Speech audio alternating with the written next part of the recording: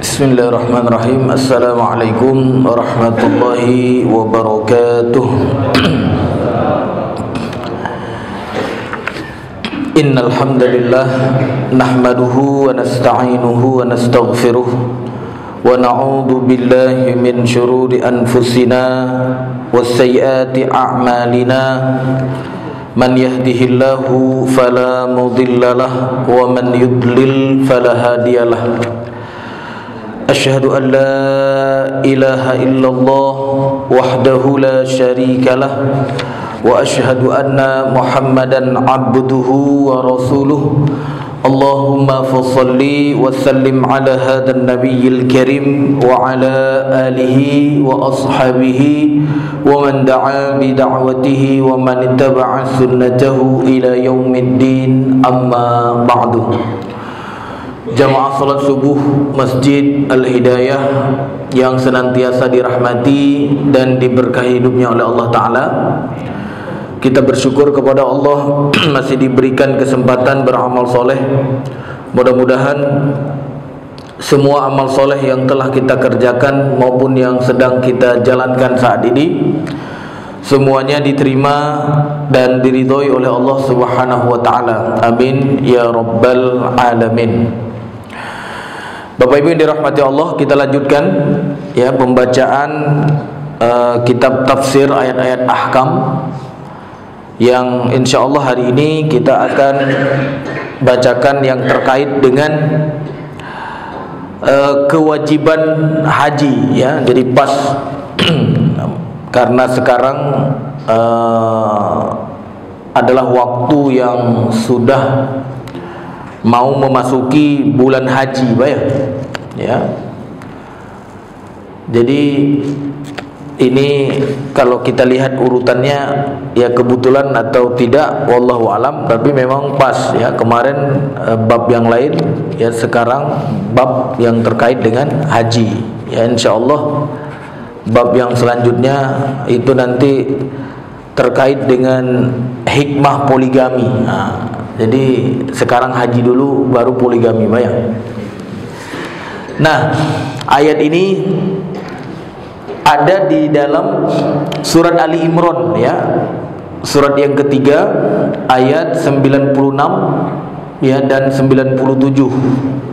Di situ Allah Subhanahu wa taala berfirman, A'udzu billahi minasy syaithanir rajim. Inna awwala baitin wudi'a lin-nasi lalladzi bi Bakkah mubarakan wa hudan lil 'alamin. Fihi ayatun bayyinatun maqamu Ibrahim. وَمَنْ دَخَلَهُ كَانَ آمِنًا وَلِلَّهِ عَلَى النَّاسِ حِجُّ الْبَيْتِ مَنِ اسْتَطَاعَ إِلَيْهِ سَبِيلًا وَمَنْ كَفَرَ فَإِنَّ اللَّهَ غَنِيٌّ عَنِ الْعَالَمِينَ.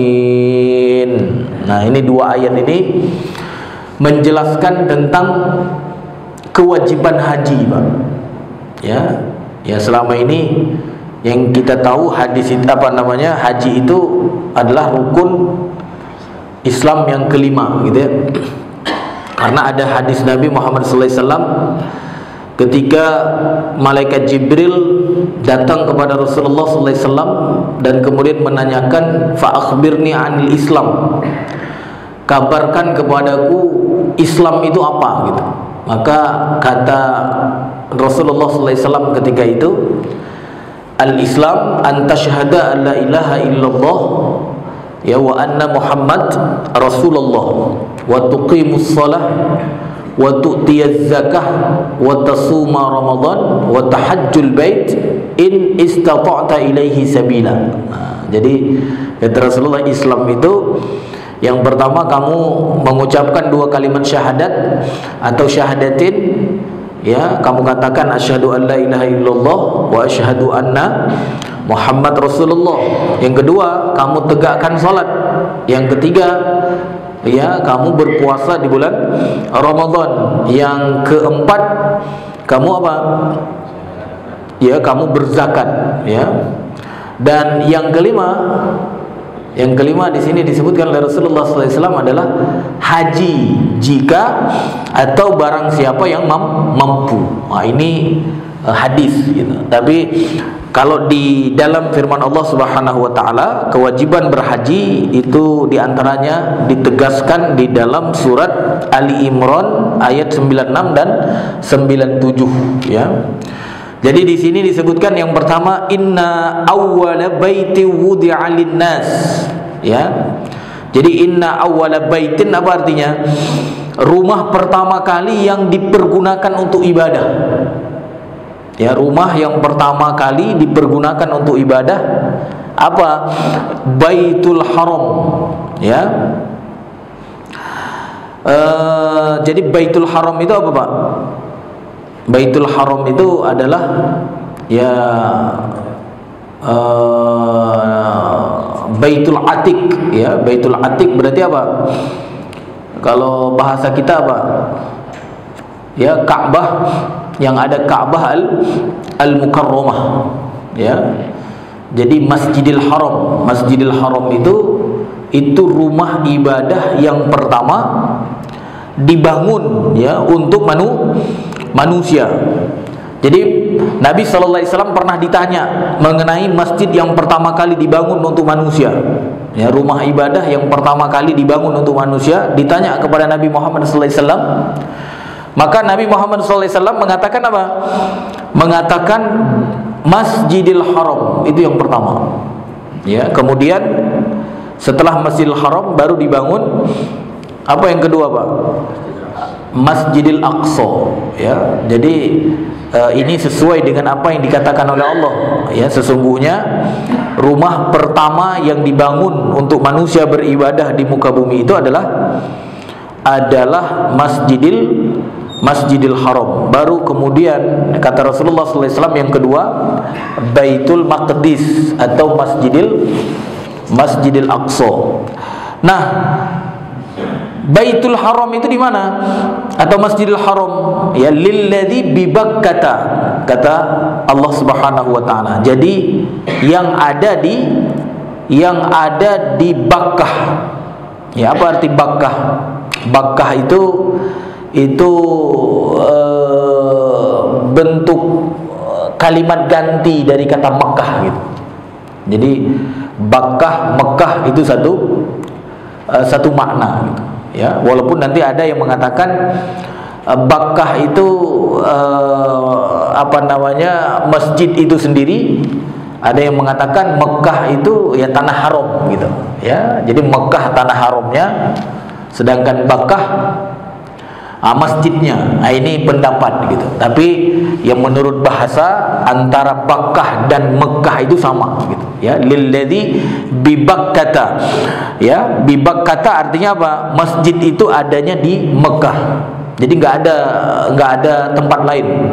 Kalau misalnya ada sekarang orang yang ingin bangun Ka'bah baru, ya nggak bisa. Ya, ada kan orang sekarang ada Ka'bah baru katanya di mana itu? Bahkan dulu di zamannya Raja Abraha itu dia ingin pindah Ka'bah kemana, Pak? Kan ada dulu ketika Nabi Muhammad SAW lahir itu kan tahun gajah kan. Jadi tahun gajah itu kan ada peristiwa kan? Peristiwanya apa? Ada pasukan gajah yang ingin menghancurkan Ka'bah. Nah, di antara tujuannya apa, Pak? Ingin pindahin Ka'bah ke Yaman. Ya, pasukan Abraha yang nanti mereka itu dilempari batu oleh burung ababil kan gitu kan. Burung ababil. Jadi Masya Allah, Pak, ya, sejarah menunjukkan kalau Allah menghendaki musuh itu mudah gitu dibasmi oleh Allah Ta'ala ya, tinggal dilemparin batu beres kan gitu ya, mudah gitu ya. Makanya ini menjadikan kita ya orang-orang yang tambah yakin dengan syariat ya, syariat Allah Subhanahu wa taala. Begitu juga sekarang ada juga sekarang ya di apa namanya, di Irak atau di mana itu ada juga Ka'bah baru katanya. Artinya tawaf baru gitu ya. Nah, ini juga nggak bisa. Kenapa? Memang Allah sudah sebutkan. Jadi yang namanya rumah ibadah pertama dibangun itu ya lilladzi bi Bakkah. Kalau nggak ada ayat ini bisa jadi nanti orang apa Pak? Orang mengklaim, wah itu masjid yang pertama dibangun bukan di Mekah gitu. Bisa aja diklaim adanya di Bojongkulur gitu kan. Ada, bisa nggak? Bisa gitu ya. Kan kalau dalil kan dibuat aja Pak ya, dibuat aja. Apalagi kayak kemarin saya pernah baca buku kayak apa namanya bukan masjid, Istana Ratu Balkis gitu ya. Istana Ratu Balkis adanya di Wonosobo katanya Pak ya. Benar nggak? Nah, ini ada bukunya Pak. Ya, dan dia merakit-rakit kayak masuk akal juga Pak, kayak masuk akal dari namanya misalnya. Dari namanya di apa namanya, kalau bahasa orang sekarang itu cocok apa namanya? Cocok logi namanya, ada gitu ya. Jadi alhamdulillah ya, ada firman Allah di dalam surat Ali Imran ayat 98 ini membantah kalau ada orang yang mengklaim gitu masjid yang pertama dibangun atau masjid yang disebut dengan Baitul Atiq atau Baitul Masjidil Haram ya, itu di tempat lain. Jadi sudah pasti tempatnya itu adalah lilladzi bi Bakkah. Jadi tempatnya itu di Mekah, nggak ada yang lain. Ya, jadi kalau kita ke Mekah itu sudah pas gitu, sudah pas ya, nggak salah Pak, nggak usah ragu gitu ya. Nah kemudian apa kata Allah? Lilladzi bi Bakkah mubarakah. Jadi masjid yang pertama dibangun itu di Mekah dan dia mubarakah, masya Allah. Mubarakah artinya apa? Kalau bahasa kita itu berkah gitu ya, berkah. Apa arti berkah Pak? Ya berkah itu ya bisa diartikan pertambahan ya. Jadi berkah itu artinya pertambahan dan kebaikannya bertambah banyak. Makanya kalau saya ya pengajian itu doa pertama yang saya minta untuk kita semua itu adalah diberikan keberkahan. Nah gitu kan, benar gak? Oke, saya katakan semoga kita semua ya mendapatkan ya keberkahan gitu. Karena berkah itu artinya apa? Pertambahan. Jadi kebaikannya semakin banyak.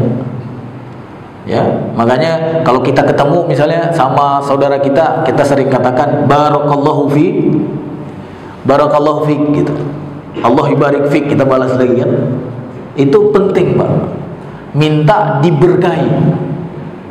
Ya kalau sudah diberkahi, wah, akan ada pertambahan. Ya. Makanya kata Allah Subhanahu wa taala seperti apa misalnya? Seperti sedekah. Sedekah itu kan itu bertambah kan? Ya.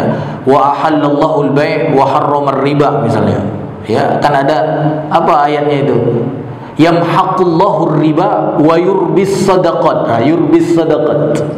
Jadi yurbis itu artinya ya termasuk makna barokah di situ. Artinya apa? Sedekah itu bertambah kebaikannya. Nah, Masjidil Haram atau rumah ibadah yang pertama dibangun itu dia ada keberkahan di situ.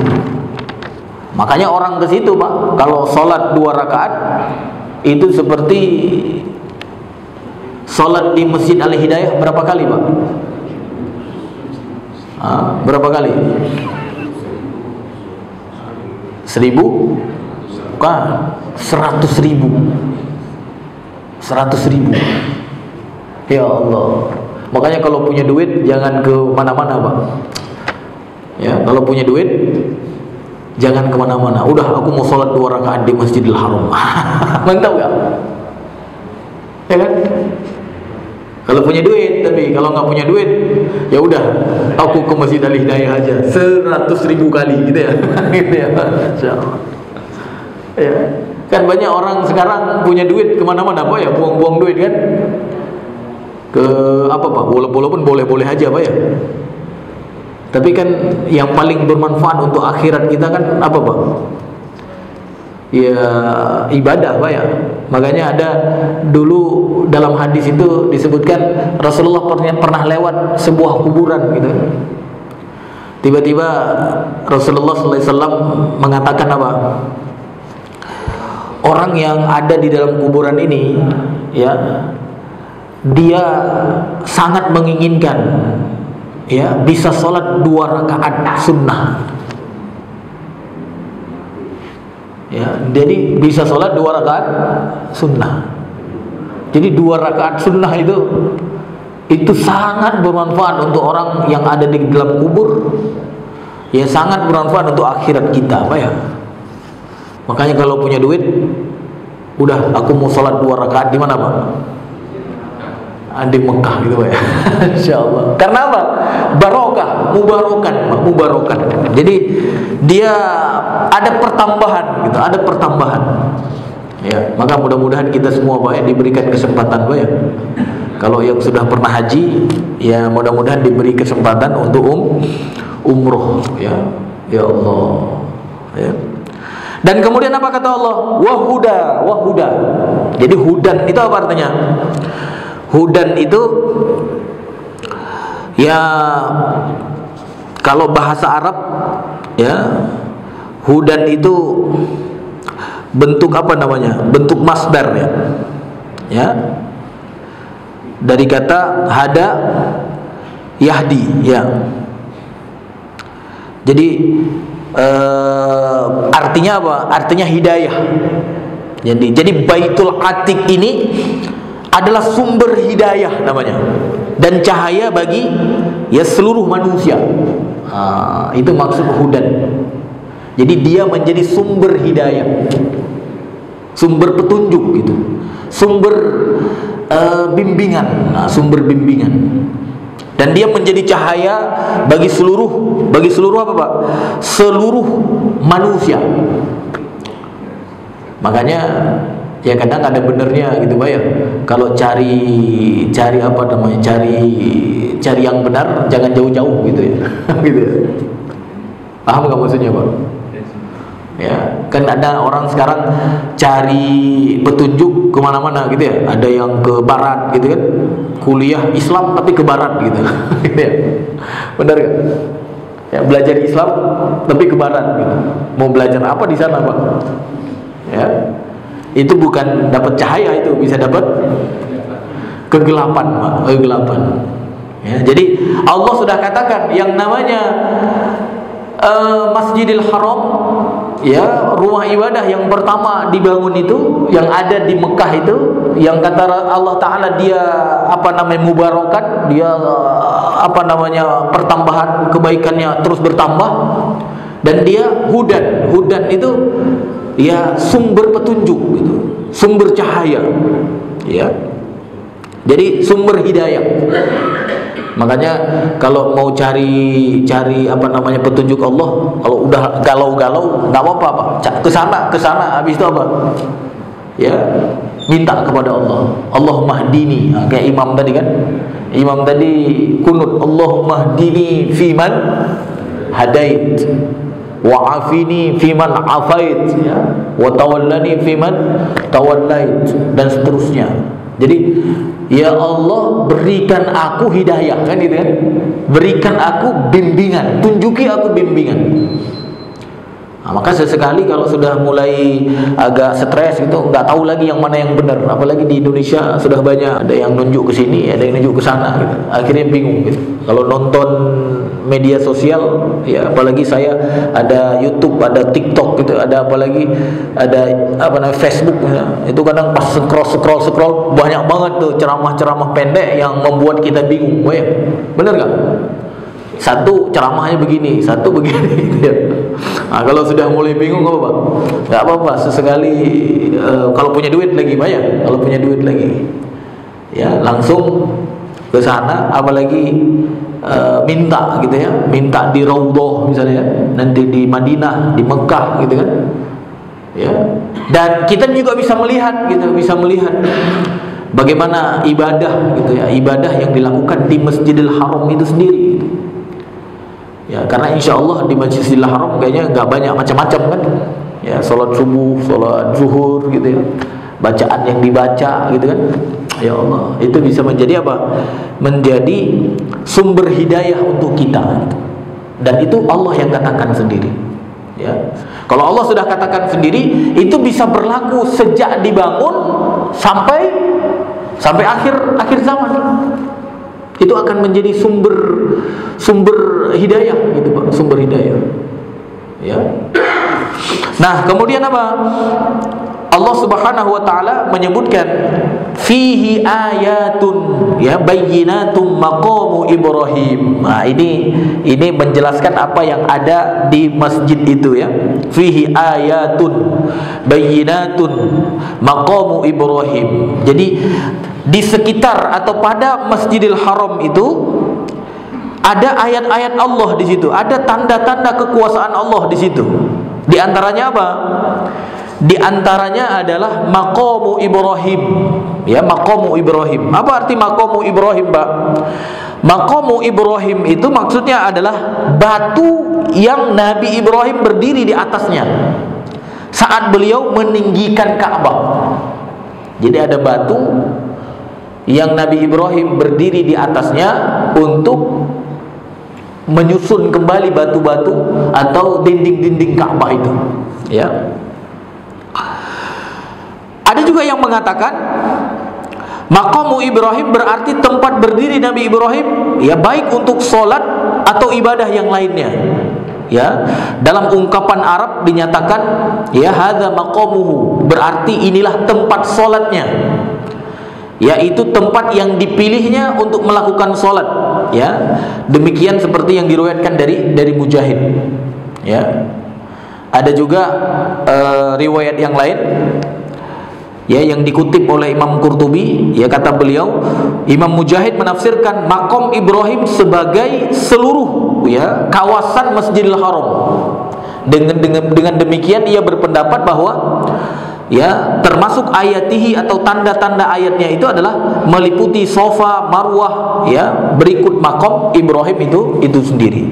Tapi yang sudah menjadi masyhur di kalangan para ulama, yang namanya maqamu Ibrahim itu adalah tadi apa? Batu yang di atasnya diinjak oleh Nabi Ibrahim untuk apa? Untuk memperbaiki Ka'bah. Makanya kalau kita ke Masjidil Haram itu ada apa namanya? Ada apa namanya itu? Kayak apa namanya? Kayak menara gitu ya, menara kecil gitu ya, menara kecil tapi nggak besar gitu ya. Jadi nanti kalau orang habis tawaf itu dia disunnahkan sholat di belakang makom Ibrahim. Tapi tafsir para ulama tadi kan macam-macam kan. Ada yang mengatakan ini batu yang diinjak ketika membangun Ka'bah, ada yang mengatakan itu tempat sholat, dan juga ada yang mengatakan ada apa? Yang namanya makom Ibrahim itu semua Masjidil Haram. Ya, tapi kalau semua nggak mungkin, Pak, ya. Bingung kita di mana? Soalnya ada syariat apa? Ada syariat setelah tawaf itu sholat di belakang makom Ibrahim. Kalau semuanya bingung mau sholat di mana, Pak? Ya, maka ya pemahaman yang paling tepat ya kalau tidak batu yang diinjak, yang kedua tadi apa? Tempat sholat yang sekarang sudah ada tandanya gitu. Jadi mudah mencari makom Ibrahim tersebut.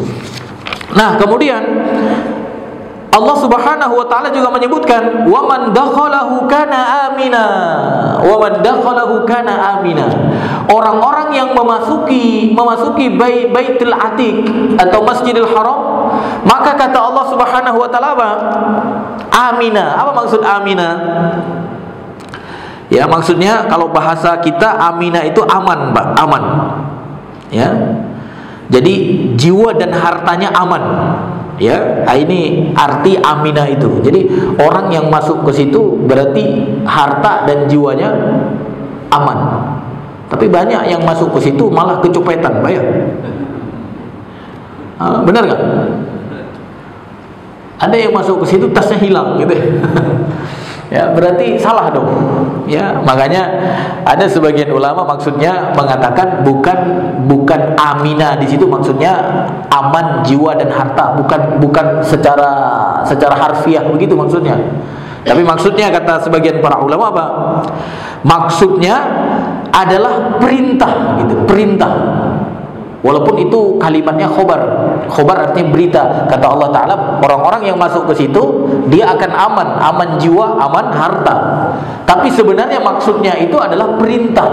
Jadi Allah memerintahkan penguasa, Allah memerintahkan yang mengendalikan Mekah istilahnya, untuk apa? Untuk membuat aman gitu, untuk membuat aman orang yang masuk ke, untuk membuat aman orang yang masuk ke Masjidil Haram. Itu maksudnya. Walaupun khabar tapi artinya perintah gitu. Jadi kalau misalnya kita artikan dengan bahasa lain, ya seolah-olah Allah ingin mengatakan apa? Waman dakhalahu fa'amminahu, ya fa'aminuhu. Ya, waman dakhalahu fa'aminuhu. Artinya apa? Barang siapa yang masuk ke situ, maka buatlah dia aman. Buatlah dia aman. Makanya itu tugas siapa, Pak? Tugas pemerintah gitu. Tugas khalifah gitu. Jadi kalau ada orang yang masuk ke situ, dia harus dibuat aman. Ya, makanya bagus juga kalau sekarang ada program-program. Ya kalau sekarang di bawah pemerintahan Saudi misalnya, ya harusnya kan di bawah kekhalifahan Islam, Pak ya. Ya, cuma Saudi untung juga dikit ya. Ya, makanya nggak boleh dibiarkan lama-lama, Pak ya. Itu harus kembali kemana, Pak? Kembali di bawah kekuasaan khalifah Islamiyah. Insyaallah, Pak ya. Ya, artinya apa? Karena yang namanya Masjidil Haram itu kan bukan punya sebagian orang kan? Itu punya Allah yang diwariskan tentunya kepada ya khalifah Islamiyah gitu. Ya. Makanya nanti kalau Islam kembali bersatu, kita mudah, Pak, mudah. Mau sholat 2 rakaat tinggal terbang, Pak ya. Kayak kita pergi ke Istiqlal aja gitu. Kalau sekarang mau sholat 2 rakaat kayak ribet, Pak ya. Nyari visa dulu gitu, Pak ya. Belum tentu disetujui gitu ya.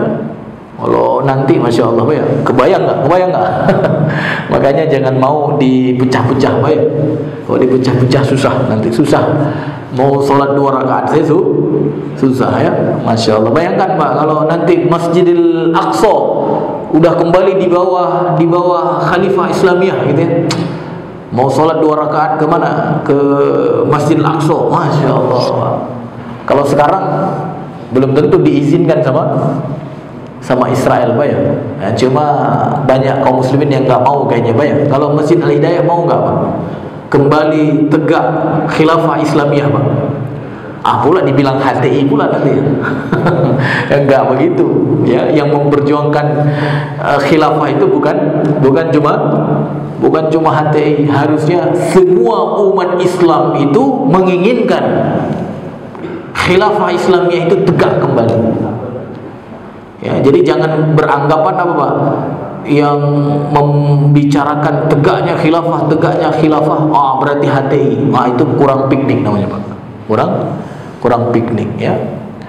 Ya, mungkin ada memang sebagian dari kaum muslimin yang masuk ke organisasi itu, iya. Tapi yang tidak masuk ke organisasi itu juga mereka menginginkan apa, Pak? Tegaknya kembali khilafah Islamiyah. Masya Allah. Ya. Siap nggak, Pak? Wah, ini nggak ada respon di sini. Atau kita mau lebih kecil lagi, Pak? Indonesia udah kecil, tambah kecil lagi. Ya, wallahu a'lam, Pak ya. Mudah-mudahan kembali lagi, Pak ya. Sehingga apa?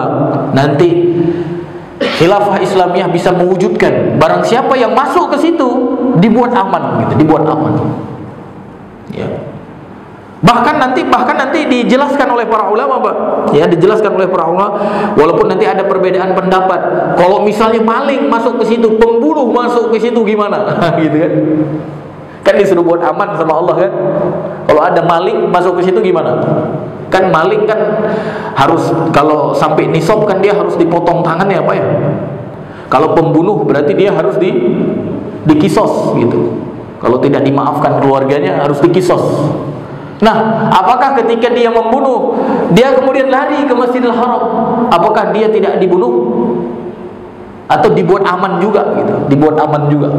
Ya, maka ini jadi ranah perbedaan pendapat di kalangan para ulama gara-gara ada ayat ini. Karena Allah mengatakan wa man dakhalahu kana amina. Barang siapa yang masuk ke situ buat dia aman. Maka ada sebagian ulama mengatakan apa, Pak? Mengatakan kalau pembunuh masuk ke situ dia tidak boleh dikisos sampai dia keluar gitu.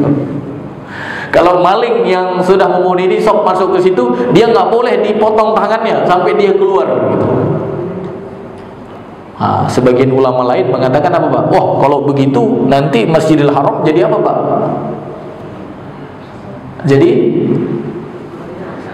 Jadi sarang gitu, jadi sarang bener. Kalau begitu Masjidil Haram jadi sarang pembunuh, jadi sarang pencuri. Habis mencuri masuk ke situ aman gitu kan. Walaupun nanti kata para ulama yang mengharuskan dia diamankan, ya tetap nanti ada keterangannya. Dia nggak boleh diajak makan, dia nggak boleh diajak ngobrol. Sehingga apa? Ketika di dalam Masjidil Haram itu dia jadi stres sendiri kan, nggak ada kawannya, nggak ada yang ngajak ngobrol, nggak ada yang ngasih makan. Otomatis apa? Ya nggak bertahan lama kan? Ya tapi bisa juga diakali kan sama penjahat ya. Ya udah, aku bawa aja bekal yang banyak, apa ya? Makanya ada pendapat sebagian ulama mengatakan apa? Mengatakan kalaupun dia masuk ke situ, kalau dia penjahat, nah itu tidak dibuat aman. Kalau penjahat tidak dibuat aman. Tapi kalau dulu sebelum Islam datang memang begitu, Pak. Memang begitu. Karena Ka'bah Al-Mukarramah itu sudah dibangun sejak, bahkan disebutkan oleh para ulama, ya dia dibangun oleh malaikat. Ya, di pondasinya sudah diletakkan oleh para malaikat gitu. Jadi sudah ada sebelum Nabi Muhammad SAW berdakwah. Makanya tadi ada kisah Raja Abraha tadi kan, itu kan sebelum Nabi Muhammad diutus atau bahkan ketika itu baru lahir, Pak ya, tahun gajah itu.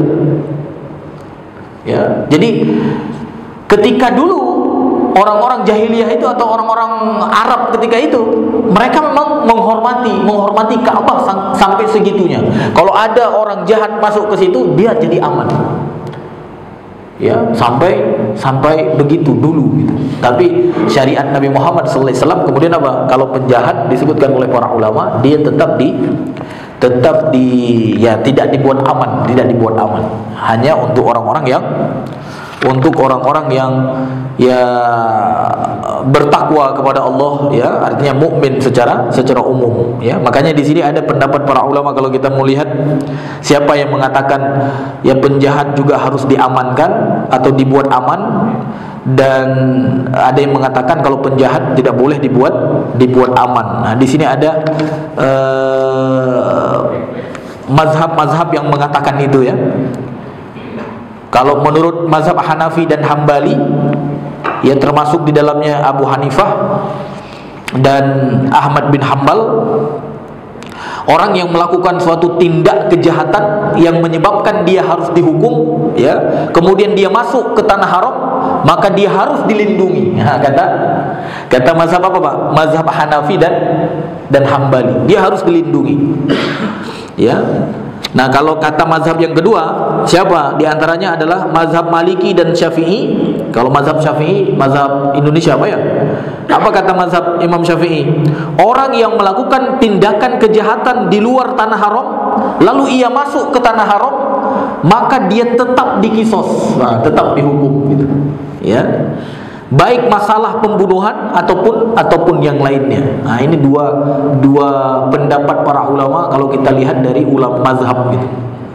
Ya, kalau Bapak setujunya yang mana kira-kira, Pak? Tadi kalau mazhab Abu Hanifah dan mazhab Imam Ahmad atau Hambali, bisa-bisa tadi jadi sarang sarang penjahat gitu ya.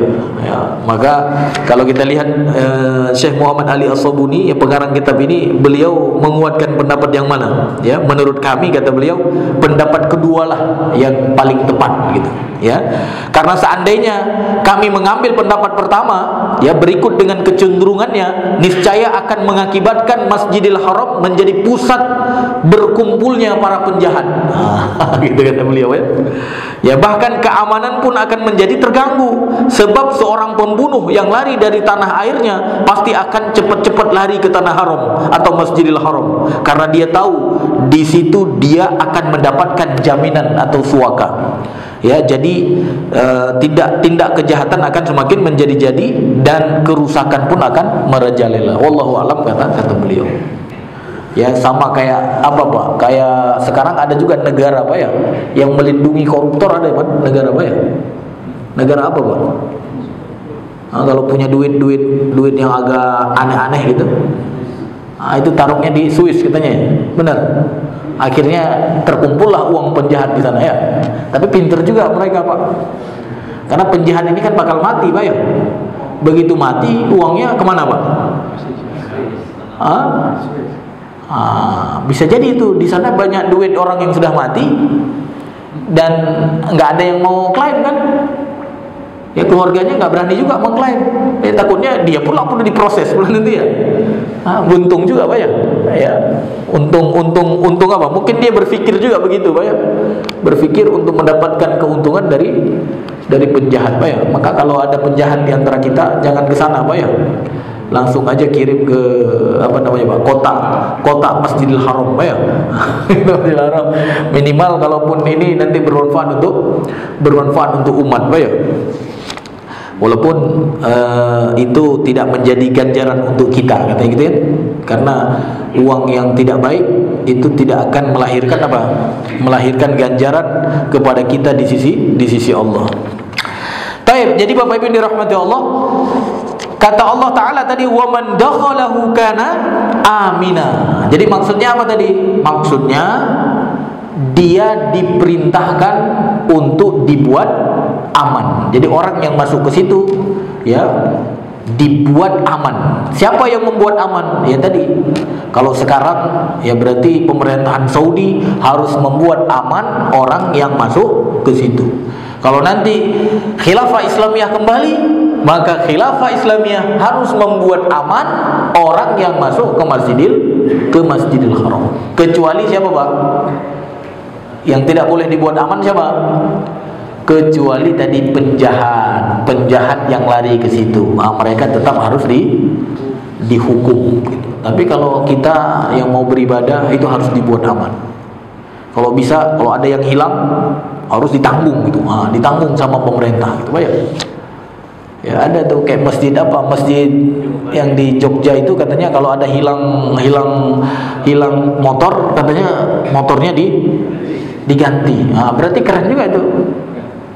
Diambil alih sama Masjid Joko Karian ya. Kata pengurus Masjid Joko Karian, wa man dakhala Masjid Joko Karian kana amina. Kana amina. Jadi barang siapa yang masuk ke situ amina, artinya apa? Dibuat aman gitu, dibuat aman. Itu menarik juga Pak. Makanya ini Masjid Al-Hidayah harus begitu Pak ya. Orang yang masuk ke Masjid Al-Hidayah gimana Pak? Itu mantap juga itu Pak. Ya, untuk DKM ya, DKM. Artinya apa? Ya kalaupun belum sanggup ganti motor orang yang hilang, yang minimal apa? Dibuat nyaman lah gitu, dibuat nyaman. Gimana? Mungkin ada CCTV-nya atau apa namanya, tempatnya rapi gitu Pak ya. Sehingga apa? Orang yang masuk ke situ orang yang masuk ke sini merasa aman gitu ya. Tapi maksud dari firman Allah dalam surat Ali Imran ayat 97 ini, ini maksudnya bukan Masjid Al-Hidayah, Masjidil Haram. Bayang. Nah, kemudian Allah Subhanahu wa taala menyebutkan walillahi 'alan nasi hajjul baiti man istata'a ilaihi sabila. Ya, jadi Allah katakan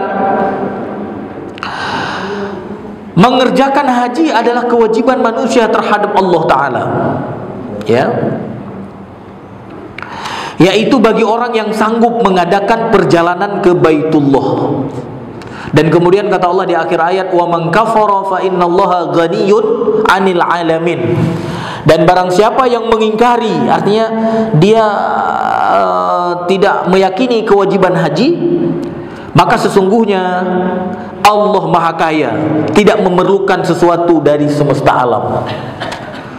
Jadi ketika diwajibkan oleh Allah untuk mengunjungi atau melakukan ibadah haji ke Masjidil Haram, bukan Allah menginginkan sesuatu dari kita, Pak. Makanya disebutkan, barang siapa yang mengingkari, Allah Subhanahu wa taala Maha Kaya. Sebenarnya ibadah ini, ya semua ibadah yang kita lakukan, ya itu bukan untuk Allah, tapi untuk siapa, Pak? Untuk kita. Ya, ketika kita diperintahkan, ya in tansurullah yansurkum misalnya. Kalau kalian menolong Allah, maka Allah akan menolong kalian. Jangan kita berpikir, wah kalau begitu Allah lemah, gitu ya.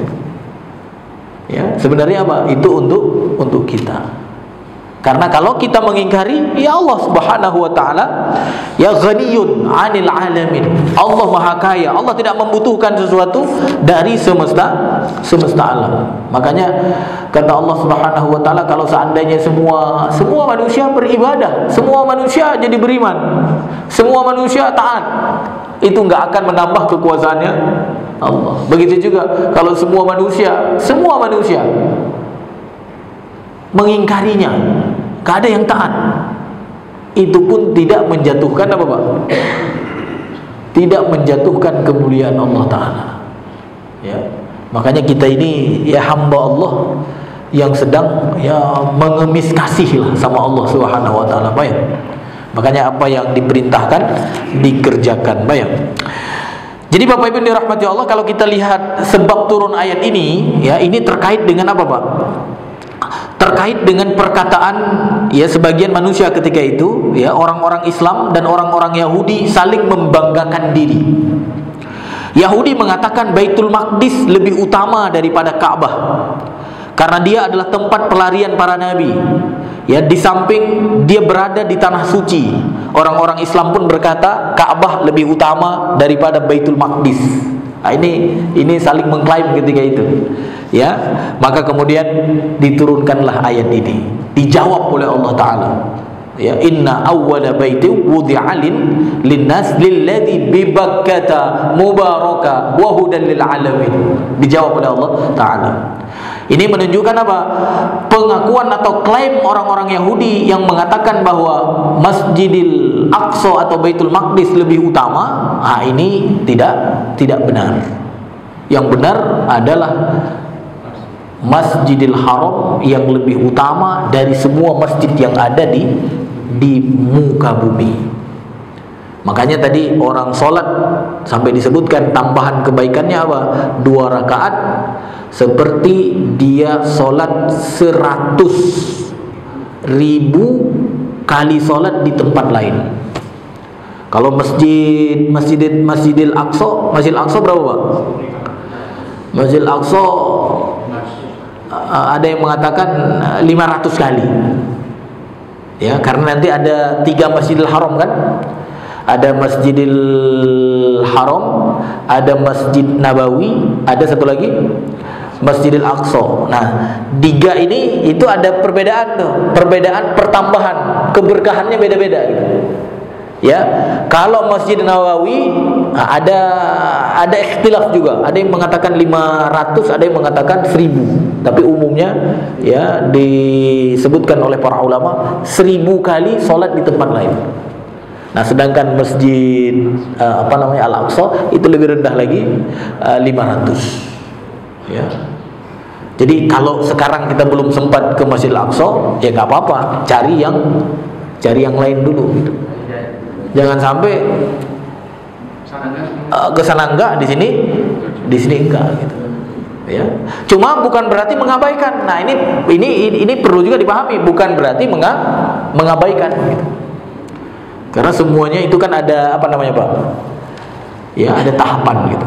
Jadi kalau punya uang misalnya berapa? Kalau punya uang 100 juta gitu. Ya. Nah, kita kan bisa milih 3 ini kan.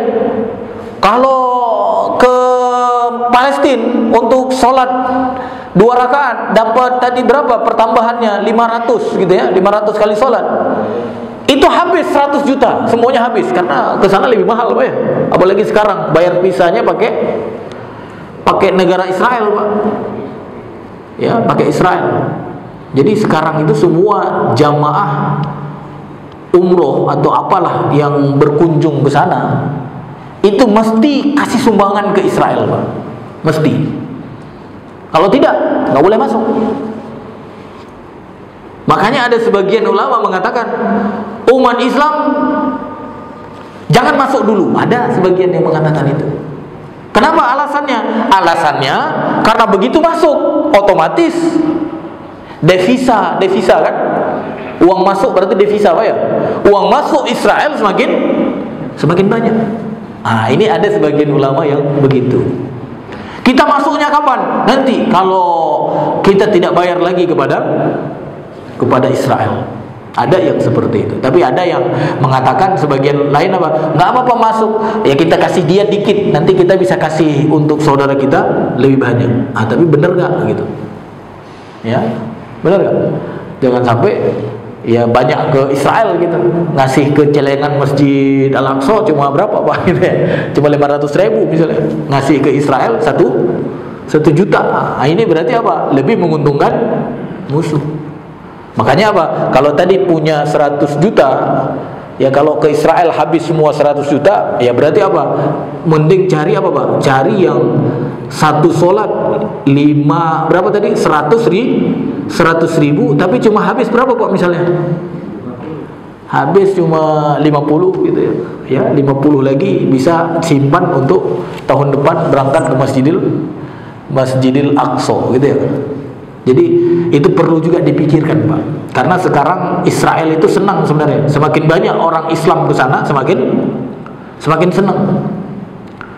Ya, saya waktu pergi ke Turki itu kebetulan di rombongan saya itu ada orang Kristen gitu. Nah, dia kerjanya suka bawa jamaah Kristen ke Yerusalem. Nah, jadi ada juga begitu, Pak. Kalau kita bawa jamaah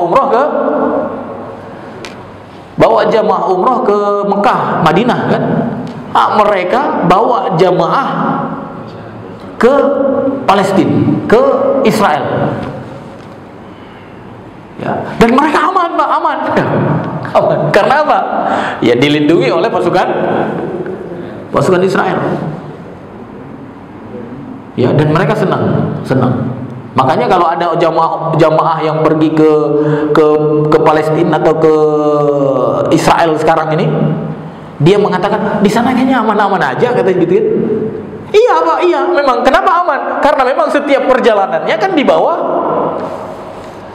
bawah pengawasan mereka. Gitu. Ya dibuat aman, Pak, dibuat aman. Jadi seolah-olah antara Palestina dan Israel tidak ada masalah. Itu persis seperti orang Islam, ya orang Sunni ke Iran.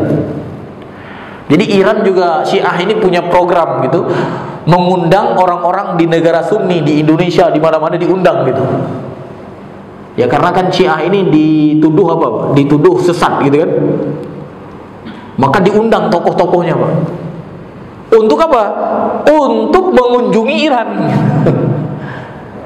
Ya sehingga apa? Nanti ketika mereka pulang, mereka bisa mengatakan kepada masyarakatnya, di Iran itu sama saja dengan kita. Gitu katanya. Paham nggak, Pak, maksudnya? Kenapa orang yang pulang ke sini dan dia mengatakan sama dengan kita? Karena memang ketika di sana mereka di bawah apa, Pak? Ya kayak saya ketika di Mesir jadi guide kadang-kadang kan, guide itu kan guide itu kan yang mengarahkan, Pak ya. Yang namanya orang Indonesia datang, saya bawa ke sini, yang bagus-bagus saya bawa. Ya, padahal Mesir kalau kita tahu aslinya, wah kotor, Pak, bersampah banyak gitu kan. Tapi yang kita bawa yang mana, Pak? yang indah-indah gitu kita kan. Habis itu pulang pula orang itu ke Indonesia bilang, wah Mesir itu mantap katanya. Kata orang yang kuliah di Mesir, iyalah guide-nya bawanya ke tempat yang indah. Nah begitulah kira-kira Pak. Ya, jadi saya waktu kuliah di Mesir pernah juga lah membimbing ya orang-orang ke tempat-tempat yang, karena kan Mesir itu termasuk kota apa namanya, kota wisata. Jadi Bapak Ibu dirahmati Allah, itulah yang terjadi. Maka kalau kita tidak bisa ya pergi ke sana hari ini ya untuk mendapatkan kebaikan, minimal apa Pak? Cari ya tempat-tempat yang menghasilkan kebaikan yang lebih banyak kepada kita. Karena pada dasarnya ya setiap kebaikan yang kita lakukan itu akan ada nanti di sisi Allah Subhanahu wa taala, ada nanti di timbangan kebaikan kita. Nah, Bapak Ibu dirahmati Allah, udah habis waktunya ya. Masih ada 5 menit ya sebelum sholat isyraq. Saya membaca beberapa hukum yang terkait dengan 2 ayat yang telah kita bacakan. Yang pertama tadi kita sudah bacakan terkait dengan tindak kriminal di Masjidil Haram tadi kan. Kan ada 2 mazhab tadi Pak ya. Kalau ada penjahat masuk Masjidil Haram, apakah dia dikeluarkan atau tidak? Apakah dia dibuat aman atau tidak? Nah, kita sudah tahu tadi mazhab Abu Hanifah dan satu lagi mazhab Imam Ahmad bin Hanbal mengatakan apa? Dia harus dibuat aman. Dia tidak boleh dikisos, dia tidak boleh diganggu. Walaupun dia tidak boleh juga diajak ya berbicara, diajak bersahabat, sehingga apa? Dia tidak betah di dalam Masjidil Haram. Tapi sebagian yang lain seperti mazhab Imam siapa tadi?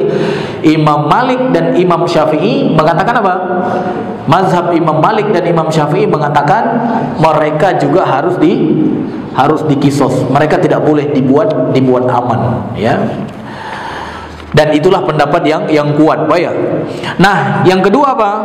Hukum haji orang miskin dan hamba sahaya. Kan tadi kata Allah Ta'ala, haji itu diwajibkan oleh Allah Subhanahu wa Ta'ala kepada manusia. Lalu bagaimana? Ya, hajinya orang miskin. Karena orang miskin ini secara apa namanya materi dia tidak mampu. Makanya kata para ulama, istitoah di dalam ibadah haji itu adalah, jadi istitoah di dalam ibadah haji itu adalah mampu berangkat, artinya apa? Punya kendaraan dan punya bekal gitu. Itu maksud dari istitoah. Maka orang-orang miskin tentu dia tidak punya apa? Tidak punya kendaraan dan dia tidak punya bekal. Bagaimana kalau orang miskin ini melakukan ibadah haji? Orang miskin tidak diwajibkan menunaikan ibadah haji karena memang ia tidak mampu biaya. Akan tetapi apabila ia menunaikannya, maka kewajiban hajinya itu gugur, ya. Artinya apa? Kalau sewaktu-waktu ia mampu, dia tidak perlu lagi melakukan ibadah haji. Ini menurut ya ijma para ulama. Jadi orang-orang yang hari ini mungkin diberikan hadiah gitu ya, dia nggak punya kemampuan, tapi dia diberangkatkan gitu, sebenarnya dia nggak mampu, nggak sanggup, nggak punya kendaraan, nggak punya bekal untuk melakukan ibadah haji, tapi dia diberangkatkan oleh orang lain. Apakah hajinya itu menjadi haji yang sah? Apakah hajinya itu adalah menjadi haji yang sempurna? Atau dia harus ulang lagi nanti? Ya, ketika dia mampu, ketika dia kaya. Karena haji itu terkait dengan kemampuan tadi kan. Maka jumhur ulama menyebutkan apa? Atau ijma para ulama menyebutkan hajinya ya tidak tidak ada kecatatan. Artinya apa? Dia sudah gugur dari kewajiban berhaji. Kalau misalkan dia nanti punya uang lagi, dia tidak wajib berhaji, tidak wajib gitu. Tapi kalau dia berhaji lagi, berarti termasuk haji sunnah, ya. Nah, ini yang dikatakan oleh ijma para ulama. Jadi yang sudah melakukan ibadah haji walaupun bukan uang sendiri, ya, ketahuilah haji tersebut ya sudah menjadi haji yang sah dan sudah menggugurkan kewajiban. Tidak perlu apa? Tidak perlu mengulang, tidak perlu mengulang. Tapi kalau mengulang berarti statusnya menjadi haji sunnah. Nah, yang ketiga, apakah seorang mahram ya bagi seorang perempuan menjadi syarat haji? Nah, ini dibahas di dalam bab ini ya. Sebagian fuqaha berpendapat adanya mahram ya adalah syarat mutlak bagi wajibnya haji seorang perempuan.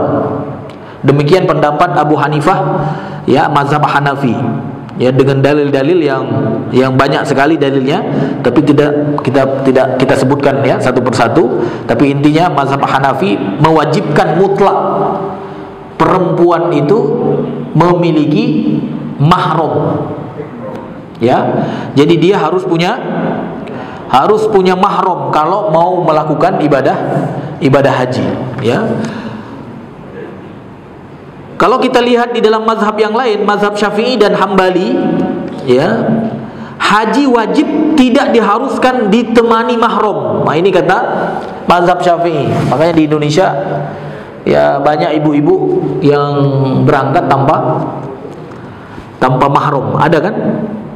Ya, karena di dalam mazhab Syafi'i dan mazhab Hambali, haji wajib, maksudnya haji wajib itu haji yang pertama. Jadi kalau haji yang pertama itu tidak harus ada mahram, ya. Asalkan apa? Asalkan keamanan perempuan itu terjamin. Ya seperti sekarang insya Allah aman lah Pak ya, karena berangkatnya bukan sendiri Pak ya, berangkatnya rame-rame gitu ya. Misalnya haji massal gitu ya, bersama beberapa orang perempuan. Adapun kalau hajinya itu haji sunnah, maka harus ditemani mahramnya. Nah, ini mazhab Syafi'i Pak. Ya, jadi ada perbedaan antara haji sunnah dan haji wajib gitu. Ya, jadi kalau sudah 2 kali istri mau minta lagi, udah aku pergi sendiri ya. Nggak boleh Pak, nggak boleh. Itu dalam mazhab Syafi'i dan juga mazhab Hambali. Jadi kalau yang pertama, selama dia ya aman, seperti dia tadi berangkat bersama-sama, kloter ini, maka dalam mazhab Syafi'i dibolehkan haji tanpa mahram. Walaupun ya pendapat Imam Ali As-Sabuni, pengarang kitab ini, ya, pengarang kitab tafsir ayat-ayat ahkam ini, beliau tidak setuju dengan ya menggugurkan mahram bagi perempuan. Beliau tetap mengatakan bahwa mahram itu wajib ya untuk perempuan ketika melakukan ibadah haji. Artinya apa? Orang yang belum mampu menghadirkan mahram berarti dia belum mampu melakukan ibadah haji. Ya, belum mampu melakukan ibadah haji.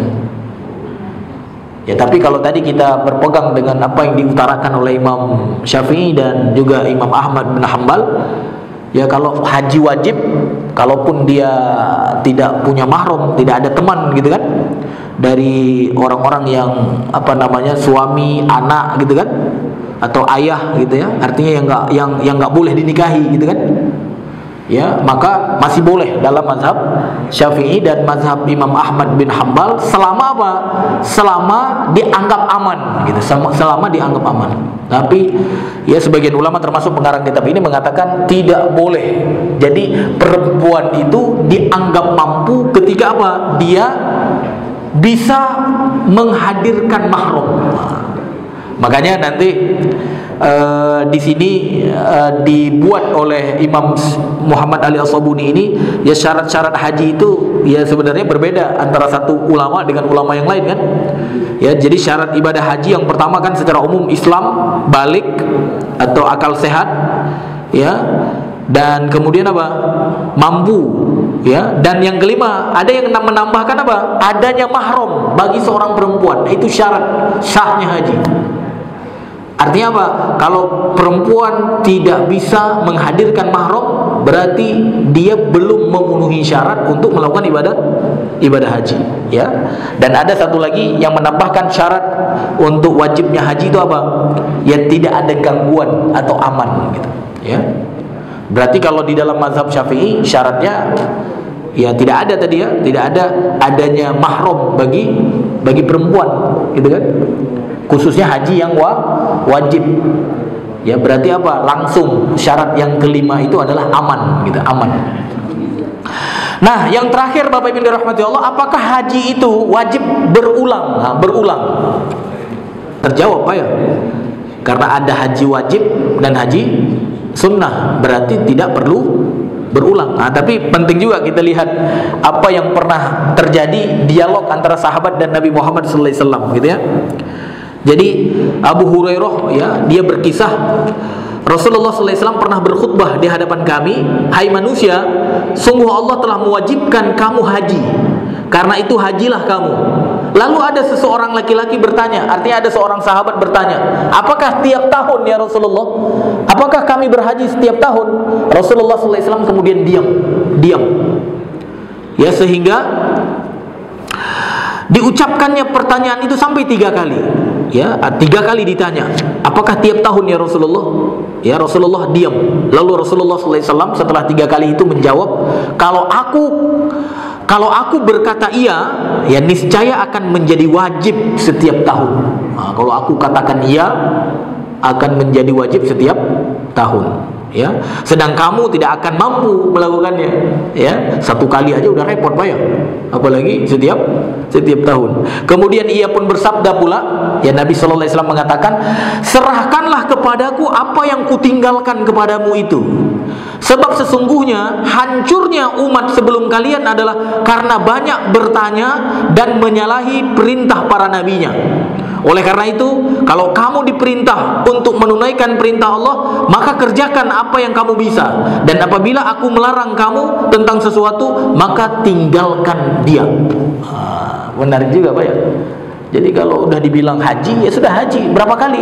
Kan nggak disebutkan. Sekali udah cukup, berarti gitu ya. Kadang-kadang ada orang sholat gitu ya, habis itu haji misalnya gitu. Berapa kali? Ya, itu kalau nggak disuruh, nggak bilang, nggak usah ditanya gitu ya. Karena justru itu bisa menjadi penyebab apa? Penyebab ya ada begitu ada. Bahkan sahabat Nabi ada gitu. Makanya kata Nabi Muhammad SAW kepada dia apa? Serahkan kepadaku apa yang kutinggalkan kepada kamu.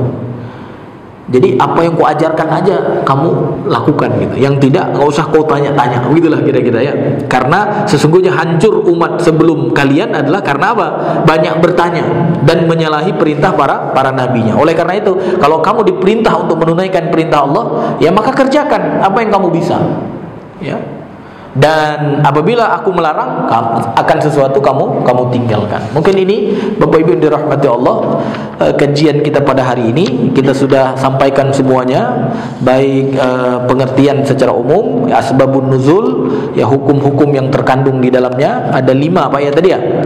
Ya, tindak kriminal di dalam Masjidil Haram, hukum hajinya orang miskin tadi, dan juga ya apakah mahram wajib menjadi syarat bagi perempuan. Nah, kita pun sudah menyebutkan.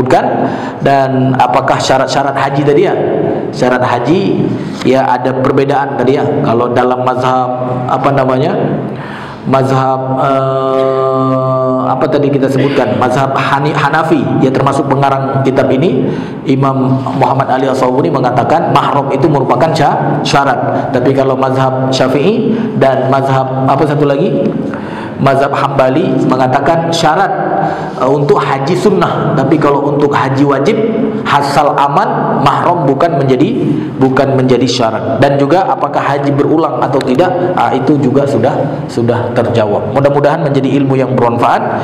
Insyaallah pada pertemuan yang akan datang, tema yang ada di sini insyaallah adalah hikmah poligami dalam Islam. Jadi nanti diajak istri, diajak anak, khususnya yang perempuan gitu ya. Sehingga apa? Sehingga semua anggota keluarga kita mengetahui hikmah poligami. Nah, kalau sudah tahu hikmahnya, insya Allah siap menerima, Pak ya. Karena banyak orang nggak mau nerima karena nggak tahu hikmahnya. Mungkin ini yang dapat kita sampaikan. Mudah-mudahan menjadi ilmu yang bermanfaat. Tidak ada pertanyaan insya Allah ya. Kalau ada pertanyaan nanti sambil ngobrol, Pak ya. Ada makan-makan nanti. Kita ngobrol di sana sambil sharing insya Allah. Ini yang dapat kita sampaikan. Kita tutup dengan doa kafaratul majlis. Subhanakallahumma wa bihamdika asyhadu an la ilaha illa anta astaghfiruka wa atubu ilaik. Wassalamualaikum warahmatullahi wabarakatuh.